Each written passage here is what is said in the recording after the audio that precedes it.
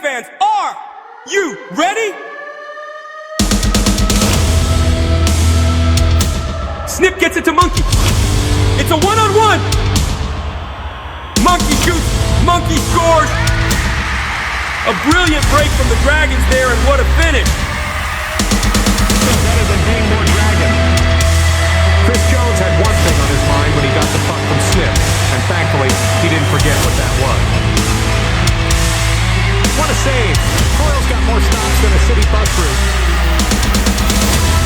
Whoa, talk about a hot puck. It just sizzled right into the net.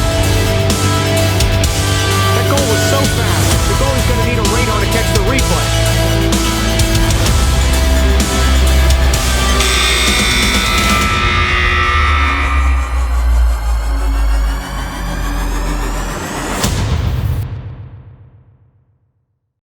Welcome, episode 2 of the Puck and Dragon. Puck and Dragon, where we talk about all things dragon, apart from the mother-in-law. We're here with Karl and Q again. Today we've got Ollie. Belusiak was meant to join us, but he's phoned in sick. Sends his regards. Welcome, lads. Great to be here. Thank you for having me. Yeah, good. Looking forward to it. We've been back into me and Q, seeing what questions that we can ask you, and then we realised you were young, so we changed the whole questions again. So yeah, let's get straight into it. So obviously still young guys, but sort of tell us how you got into hockey, what your sort of passions were when you were kids, and how you fell on it. Do you want to? So I started when I was 5. My brother ended up playing before me, so I went to watch his games. So then I've picked it up from there and followed in his footsteps ever since, really. So that's how I started. Played a lot of sports as a kid. Was mainly cricket and hockey were the two I did, and then I've dropped cricket just to follow hockey, and it seems to turn out all right so far. So Beg to differ. I feel like I was quite late when I was starting. I started like 6 years ago, I think it was. So my dad's co-worker's son was playing. So I went to watch a game, and then literally like after one game I was straight into it. So been training ever since, and then I was straight into a goalie. So Yeah, tell us about that. I mean, obviously I've been on the ice. I've seen the speed. Puck's 80, 90 mile an hour puck. Maybe not yours, but Maybe not mine. You've been watching me. 5.5 ounces flying at you. Surely something went through your head that went, I'm not sure about this. I don't think so, because if there was, I don't think I'd be a goalie. Because I was like straight into it, I feel like I was on the ice, and then the pucks hit me, and I was like, I don't know if I should have done this, but yeah, I mean, I love it. So it can hurt me, but yeah. I'll still be playing the next day. What about you, Ollie? You've been a netminder? No. Not even tried it? No, I didn't get too much of a good reaction from my parents when I said I wanted to do that. So my brother tried it. He had one session, was like, no, this isn't for me. He didn't want the pucks flying at him. So I said exactly the same thing to my son. He's just started, and I said you can do whatever you want, but you are not going to be a netminder in hockey at all in any way. Yeah, they were like, it's too expensive. So. Cool. So we'll talk about a new signing. Why not talk about a new signing? It was announced yesterday for us. Will Harper, obviously a bit of a buzz around him from last season. So, what are your thoughts? I played with him a little bit when I was in Sheffield, so I've got a bit. I like the way he plays. He plays with a lot of heart and a lot of energy. So I think he's going to be a good addition to the team. Yeah.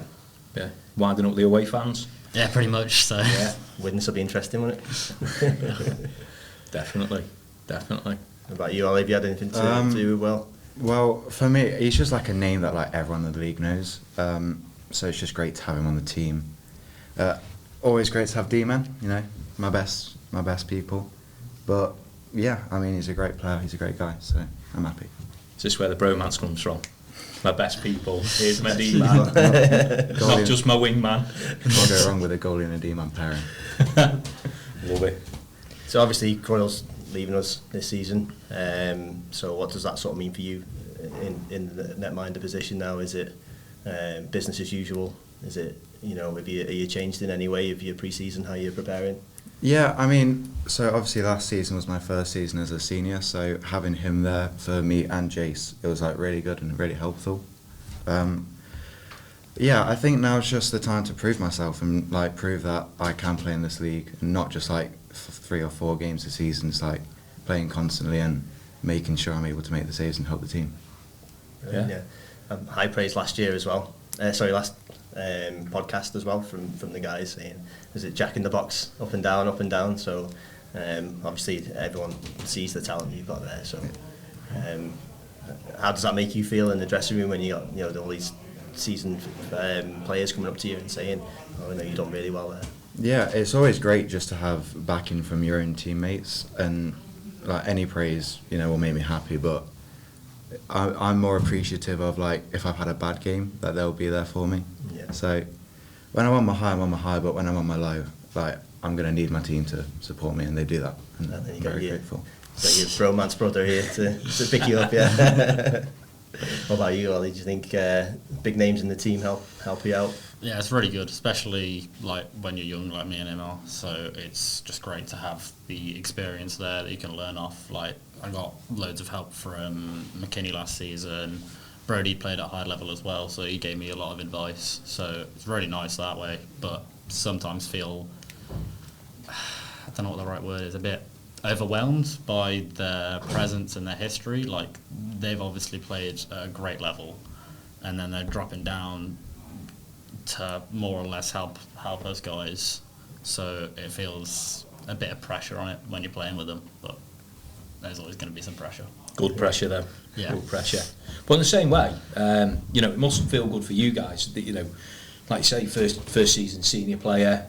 We've got the academy. We've got all these young players looking up to you. And obviously, actually after the game, you come out.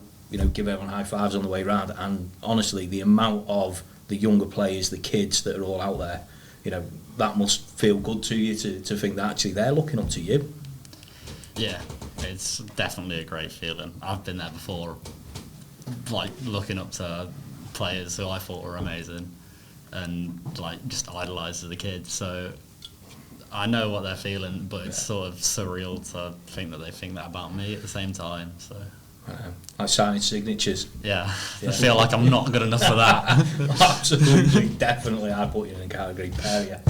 Yeah, definitely. It makes me happy coming off the ice full of adrenaline, and it was like, sign the shirt, and they're like, yeah, okay, I'll sign the shirt, and they're shaking. How do you find it, Ollie? Yeah, I mean, like Ollie said, you've been there and you know what it's like. And for me, like I'm still like really young, like 17, so I don't even feel like I am that person yet. I still feel like when I'm in the room, I'm like, oh my god, like he's next to me, like he's getting changed. So I'm still like one of them almost. I'm just one lucky enough to be on the ice. So Yeah. I think it goes a bit beyond luck. Obviously, the talent and the hard work that you're putting in as well is proving it. So yeah, it's really good to see Dragons as well give the opportunity to the young lads. And last season there was plenty of opportunity for you guys to shine as well, which is absolutely brilliant. How do you find sort of Mike Clancy working under Mike? Is it different to what you've had before? Yeah, he's a bit of a different coach to what I've had, but still a very, very good coach. Especially, well, it shows when he's coaching GB Women's that he's obviously doing it at a high level and can do it at a high level. So it's really good to have someone of that like pedestal be a coach and a mentor for you. An ex-netminder as well. So yeah, I've known Mike and Dave for like ever since I started playing. So just to like have them as the coach for like my first senior team, it's that feeling where it's just like I'm not walking into something completely new. It's like I've got people I know. So yeah, having him was great. And then like he knows what he wants from the team, and he knows what drills he wants to do, what he needs to work on. So just having him there is like great for everyone, and he's a great coach. Yeah, and them two, to be fair, Mike and Dave, is what would you say, chalk and cheese? it's massive chalk and cheese. Does Dave get involved in much coaching, and are they chalk and cheese when they're coaching and what they want you to do, or are they quite consistent? I think in fairness, Dave just kind of keeps it to goalies, and he hops on training, but when it's a game day, it's kind of like Mike, and then Dave's just like almost a fan, almost just like watching and helping out with goalies. But I don't think they're like that bad with each other, but yeah, it's great to have both of them, definitely. And then you throw Matty in the mix. He's just constantly shouting at people with his finger going. No, that's really good. So the Milton Keynes contract, the two-way. So just explain a little bit about that for the people who don't know. Yeah, so Joe Wilson, the assistant coach, I've known him for ages on like the Clarkey camps. So obviously last season Jordan Headley got injured, so I stepped in to just back up a few games and train with them for a couple of months. So yeah, I guess they liked me, and then Joe wanted me back for this year. So just to like have that experience again and be like in that professional environment 24/7 is going to be great. So Yeah. Is it far for you? I think they're about the same, to be fair. I live in Nottingham, so like D-side's about an hour 45 and so is MK, so it's not too bad. Not too bad then, is it? And how do you see yourself splitting this season? Do you think you'd be more in D-side? Do you think more be down with Milton Keynes? I think from what I know, it's like D-side's the priority. It's just wherever I'm going to play, because that's just what's going to benefit me more. So yeah, if I'm starting here, playing here, I'll definitely be here. But you know, if there's like not a game and MK want me, then they can have me. But I think D-side has priority, and that's ultimately what's going to help me out the most. Good for us. And what about you, Ollie? You not local? No, I mean, not too far. Telford's where I grew up and played the majority of my hockey, so it's about an hour and 10 minutes to get here, so it's not the end of the world. Yeah, every week. Yeah, it's worth it, definitely. Dragons over Tigers. Yeah, I'd say so. I was going to say you're on Dragons podcast. You best say yeah. All right, we'll lighten up a bit. So just talking about the players in the locker room. If the door was locked and you couldn't get out, who would you least like to be in there with? Definitely Ryan. Yeah, I feel like he'd just annoy the hell out of you for the whole time. So I would not want to be there. He's not going to like it, but it is Ryan. I love him to bits, but yeah, I'd definitely be trying to get out as soon as possible. Yeah. Any antics you can tell us about? He gave me the worst nickname of all time. Come on, you can't just say that now. How are you sharing it with It's the not even entire that bad fan of a base? nickname. Keith is the name. And there's a great story behind it. So basically, before we got the room done up, there was like a bench here and a bench there. And I'd be sat in the corner and I'd have like a big goalie bag. And then all the players would be lined up and they'd all be telling me to move my kit. And they'd be saying, like, oh, Ollie, your kit's too big, your kit's like, why have you got so much kit? And it got to a point where it was a bit frustrating, and I was like, I can't help it. And then Ryan just said, don't kick off, Keith. Kick off, Keith. Yeah, and I was like, why are you calling me Keith? And he's like, you're kicking off. I said, I'm not kicking off. And he's like, you're kicking off, Keith.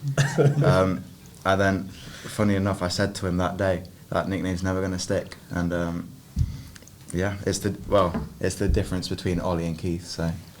At least we know now. Yeah. That's the only positive from it. The rest is completely negative. What about you, Ollie? What's your worst nickname or worst one you've heard in the changing room? Apart from Keith, obviously. Cause I've been called a couple of words that I probably can't say on here. Don't think I've had a bad nickname really, so it's I'm just normally Ollie and then he's Keith. So Being called Reese now with a new haircut. yeah, that's a rough one, but Is that what the cap's for? yeah, it's hiding at the moment. Love it. So, question. Two things I've always wondered about goalkeepers. So, one, on the ice, goes for a penalty, and they all have a habit of going for a little skate round. Is that to keep your legs warm? Is that because you're bored? What's with the little... I don't normally do that. I quite like to stay on my net. For people that do, I can imagine it's just like almost loosening themselves off. And it's like, for me, I quite like the pressure. But if they're like, it's a bit too much, they can just have a skate, like take a breather and then get in the zone for the shot. So, And talking of penalty shots, so is that something you relish? You know, is that a chance to prove yourself one-on-one, or... I love a penalty shot. I love the pressure. Like, I like to think of myself as a big game player, so yeah, give me a penalty shot every day. would you take a penalty, Ollie? I'd take one. I don't think I'd score it, but I've had some experience with penalty shots. Most recent one wasn't a good one. Well, it ended good, but for me it was a bit hurtful. I just missed it completely, and it was one of the worst feelings I've ever had. So it's a great opportunity, and I think if I got one, I would take one. But it's always a bit of a scary and high pressure scenario. So. Yeah, I don't think I'd like to be in that situation. We did a training, didn't we, where I was doing 1v1 and I just couldn't get it. I think it was just that, like, having that goal, the netminder there, and I was just like, I just can't, I don't know where to put it because it's so imposing having such a, a big figure in. But, I just, even from the other side, like Steve saying, relishing that, it's almost like you enjoy that pressure, and I think it must be something the goaltenders have because I couldn't think of anything worse myself. So, Ollie, who's your biggest fan? Apart from Keith. Yeah, apart from Keith, I have to say my mum and dad. They've been very supportive every step of my hockey journey.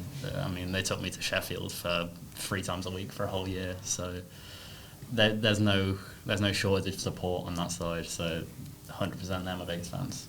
Yeah, no doubt. Yeah, for me, it's my dad. Like, he's the one that's driving me everywhere. I've been to so many different places, so many different camps, it's insane. But, like, next year as well, I'm training 6 times a week. And it's, like, just for him to be there and take me and just, like, help me and support me along my way, it's all I can ask for. Yeah. And you, when you're in the game, when you're in the zone, how often do you really pick up on the people on the outside, and do you ever really like spot your dad, or do you ever, obviously you'll hear the crowd, but is it all the time? Is there just moments? I feel like when you're in the zone, you're just like focused on the puck, you're focused on the players. I look for my dad in like warm-ups or like in between periods, mainly just to see if he's happy with how I'm playing. But yeah, like even just knowing he's there and like trying to make him proud, that's all I want. And as long as he's happy, then I know I've had a good game, I'm happy, and yeah. What about you, Ollie? Do you always hear your parents shouting? I don't hear much when I'm on the ice, normally a bit too locked in, but I know my parents, they always stand in the same space, so I'm always looking, either it's in warm-up or if it's a break and play, I'm always looking, see if I can see them, give them a smile. What about after a big hit, when you absolutely flatten someone? do you sort of go, oh, yeah, sorry, Mo? Yeah, try and avoid eye contact with my mum. That one, I know I'm getting told off at that point, so. So, just talking about hits and stuff, is there anything that comes to mind from last season that you really enjoyed and you walked away from it, or watched it back and thought, nah, that was a good one? There's a couple. It's just the adrenaline you get after one is such an amazing feeling. It makes me want to do it all the time. But, that's a nice taking one then. Oh no, not at all. Yeah, they definitely hurt if you take them, and they're a big one. But yeah, I love giving a hit. So. I guess it's the same for goalies as well. Like, I guess that's our equivalent to like making a big save, and it's like that adrenaline. It's like it's almost the start of a chance for your team. Like if you make a hit and you get possession, or if you make a save and you counter across the ice, it's just like the building blocks to like a piece of play and hopefully a goal. So just knowing you're a part of that and being the one to like switch it around, like that's the best feeling in the world. Yeah. Also watching it, obviously the players, as soon as anyone goes near the goaltender, that's it. The players just jump on them. Is that just like a historic thing? Is that just something that happens, or is there just a bit of madness behind that? Something you taught from a young age, I'd say. Just the goalie's the most important player on the team. Without them, you haven't got a team. So yeah, always protect them first. Yeah, and then just don't wind up kick off Keith. Yeah. yeah. They're not protecting me, they're holding me back. That's what it is, yeah. That's it. Good. So, obviously, saying about sitting next to some of these more experienced players in the changing rooms, is there any sort of words of advice that they've given you that's sort of stuck with you, or is there any sort of anything you've seen on the ice and you thought, I really like that, and brought it into your own game? The one thing that stood out for me from last season was at the end of the playoff qualification against Whitley, I had compliments from Ross, McKinney and Brody, all when we were doing handshakes, so that stuck with me, and I've taken their advice on board and trying to implement it for next season to make myself better and make the team better. Yeah, brilliant. What about you, Ollie? Obviously played with Croyle last year, didn't you? As Yeah. goalkeeper. I feel like the one that stuck out for me wasn't even in the season. It was just like before the season. Andy like messaged me, just like saying like welcome to the team, you know, what are your goals? And it's like just knowing that he wants to like help me, and like as a young guy going into the team, like he's there to support me. It's like that's great because you're walking in thinking like, oh, I don't really know anyone. And it's like just knowing that they're there to support you. It really stuck with me. Brilliant. Nice. Future plans then. So I always like this question. 5 years from now, where do you think you'll be? Hopefully playing national, if not higher. So that's it's Abroad? for me. I mean, NHL? I would love to go abroad. That's probably a goal of mine. Whether it's reachable or not, we'll see. And it's, I guess, just determined by how hard I can work and how far I can go. But that is 100% a goal I would want to do. Yeah. I don't know for 5 years. I don't even know what's happening like next week, but definitely just like being able to have it as a job and being able to just like have 100% focus on hockey. That's definitely like my biggest goal right now. Brilliant. So the kit that you wear, massive, heavy. Do you actually feel any of the shots come in, and do you know when you've been hit? There's definitely certain players that you can feel a lot more. When you're taking one-timers at like 10 p.m. at training, it's not fun. But I feel like the one that hurts the least is like headshots. Everyone like you get a headshot and everyone like goes up and makes sure you're okay. But the worst ones are like the glove.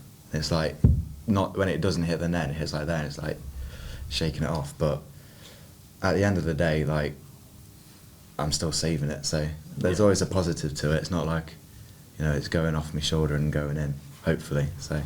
And for you, Ollie, nice to sting the palms of the keeper there. It's always a nice feeling. I don't think I shoot hard enough to do that. But, I mean, I'm blocking shots with less kit with him than him on, so that's the one that hurts. But it's a sacrifice I think everyone on the team's willing to make. You put your body on the line and do it for the better of the team. So. Yeah, I found that there's plenty of chinks in the padding as well, where it just catches you and you think, oh, actually. Always hits you in somewhere hasn't got padding. Always does. Hardest in the team, hardest striker in the team that you faced, Dragons? I feel like Jared's got a really hard shot. It's like whenever he's winding up, it's not fun, but yeah, he's definitely like the one that sticks out when it's like hardest shot. Yeah. What about outside Dragons? Anyone you played against that really sticks in? Just like especially like training National League, it's like you just notice like every part of the game is like 1 or 2% better. It's not just like, oh, they're faster so they're in a league above. It's like overall they're just that little bit better that gets them there. So definitely like the higher levels of players you train with, it's like you feel it more and more. But yeah, every shot hurts. You want to wait to have one off cue. Then you'll know about it. What, when you watch it and go, it'll get here in a minute. You've got your skates in the air, yeah. Yes. Cheers for that one. Cool. So, in the pipeline, obviously I know we've been announcing, we've recently announced obviously Will signing. Without giving the names away, because Mike and Sean might kill us. But anyone exciting that you know is coming in for next season? Anything that's really?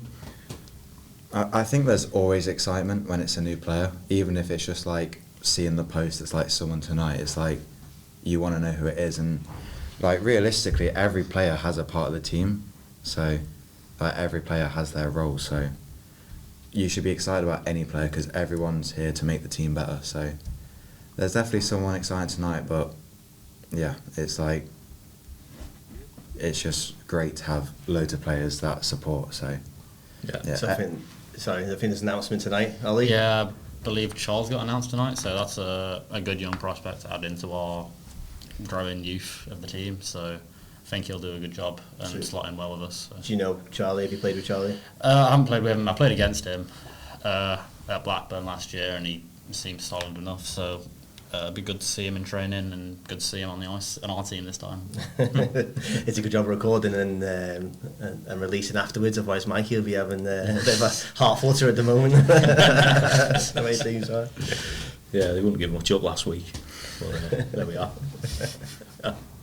Okay, so we like to ask the questions of start one, bench one, and drop one. Drop the gloves with one. I'm not going to put you on the spot too much, but I think. So start one, bench one, drop one. Go. It's a tough one. It is. Go on. Start one. First player that you put on your team sheet. Ross Kennedy. Yeah. 100%. Just he can just make a difference like that. Just he'll turn it on for 5 seconds and he'll show why he was at national for so long. Yeah. He's got that quality. So even if he just uses a little bit of that quality in a game, then it can turn the tides in our favour and get us a win. So 100% him. I would say Ross or Jared. I like Jared. He's a great shooter. Like makes the hits, has the fights, and overall, he's just that player you want on your team. He can do a bit of everything, and scored a lot of goals last year, and hopefully he'll do so this year. Let's go on. Drop off. This is Q's favourite question. This one. It's a tough one because everyone does, as Ollie said, everyone does a different role. Everyone's there to play a part and make the team better. So there's no one that's springing to mind as they need to go. So I'm waiting for Ollie just to bang one out. Yeah, definitely him. Yeah, if Ryan gets on my nerves, then Payback for calling you Keith. Okay, dropping gloves. Are you fancying yourself in 1v1? can I pick my brother? Is that fair? Yeah, that's fine. Yeah, 100% him. give me DJ. He's got the height, but I reckon I've got the versatility. Versatility, I like that. Yeah. Well, Brilliant. to be honest, we last episode, Sean's called out bacon, so we've got a challenge. 100 likes, we will make that happen on the ice. Yeah, I reckon centre ice. If we get 100 likes, Bebo, bacon. First game of the season. Yeah, let's have it. Yeah. I'd want to see that. 100%. Get everyone liking this. How many accounts are we allowed to make to like it? As many as you want. Let's make it happen. 100. Actually, on the poll we put up, there's quite a few people backing Bebo. I think it's like 70% backing Bebo against Bacon. So, yeah, I think the goal is down now, isn't it? 100 likes. We'll make it happen. I'll just be happy to watch it. I don't care who wins. Brilliant.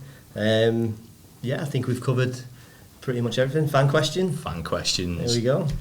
So, Connor's asked, have you got all the confetti out of your car? And I was really intrigued to see what the story was behind it. Yeah, I have. My dad has been an absolute hero and cleaned my car out this morning. So, like, many thanks to him. But it's all, well, the majority of it's out. There's still a little bit of confetti in it. But I saw him and Cal yesterday. So, while I'm driving, I think we pulled up at a red light. I've turned around and I've just got a face full of confetti, and then he's lobbed the rest of the bag in my car. So driving home last night was it was a party atmosphere, I'd say that. So. we did offer to clean it, but Yeah, I didn't want to. It's too much effort. it was fun. It was funny. It was worth it. That's for sure. Also asked about the 2-touch practice as well, how it's going.